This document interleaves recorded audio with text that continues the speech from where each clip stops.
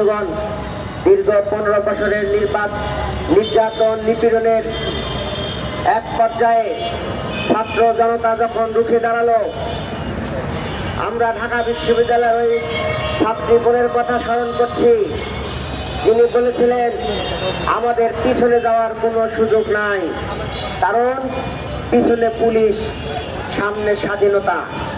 আমরা আমাদের প্রিয় স্বাধীনতাকে আমরা মুক্ত করার জন্য সম্মানজনক মৃত্যুবরণ করতে চাই। সংগ্রামী ভাই এবং বন্ধুগণ, যে জাতি যখন মৃত্যুর জন্য প্রস্তুতি নেয়, যে জাতি তার জীবনের অমূল্য সম্পদ ব্যয় করে যে অর্জন করতে চায়, আল্লাহ রাব্বুল আলামিন ওই জাতিকে সামনের দিকে এগিয়ে যান।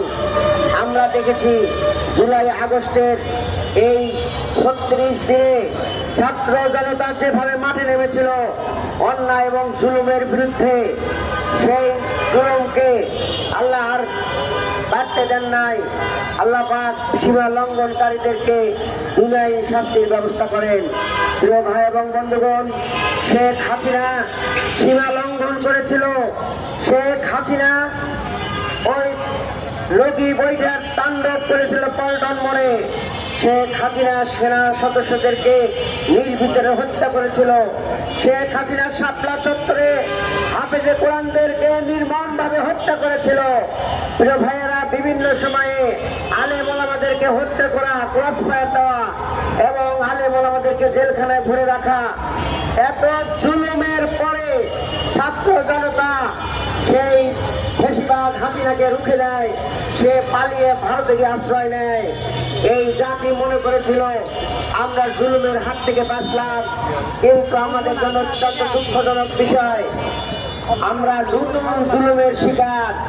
এখনো চাঁদাবাজি হয়, এখনো সন্ত্রাস হয়, এখনো পাথর দিয়ে মানুষ মারা হয়, এখনো মসজিদের ভিতরে দার্সে কোরআনের উপরে হামলা করা হয়। এই জাতীয় জুলুম আমরা আর দেখতে চাই না। ভাইরা, এই জুলুম থেকে বাঁচতে হলে আগামী নির্বাচনে সব যোগ্য ইনসাফ যারা কায়েম করতে চায় সেই জাতীয় নেতৃত্ব গঠন করতে হবে। তার আগে স্বচ্ছ নির্বাচনের ব্যবস্থা করতে হবে। এই নির্বাচনের জন্য জুলাই সনদের আইনি ভিত্তি দিতে হবে। সেই আইনি ভিত্তির জন্য গণভোট দিতে হবে। সেই গণভোটের পরে জুলাই সনদের আইনি ভিত্তি ধরে আগামী নির্বাচন দিতে হবে, না হলে এই নির্বাচন বৈধ হবে না।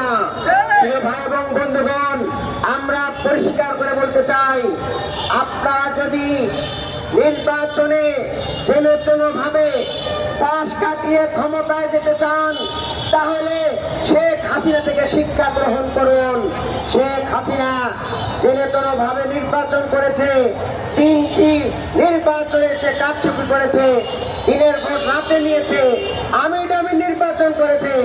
আবারও যদি সেই জাতীয় নির্বাচন করার চেষ্টা করা হয়, এই বাংলাদেশের ছাত্র জনতা রুখে দেবে ইনশাআল্লাহ।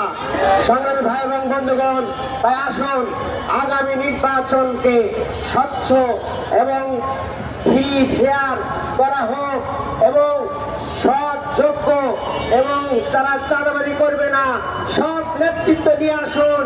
বাংলাদেশ সৎ এবং যোগ্য নেতাদের নেতৃত্বে 1 বছরের মধ্যে ঘুরে যাবে ইনশাআল্লাহ। সবাইকে ধন্যবাদ জানিয়ে আমার বক্তব্য এখানে শেষ করছি। আল্লাহ হাফেজ। বাংলাদেশ জিন্দাবাদ।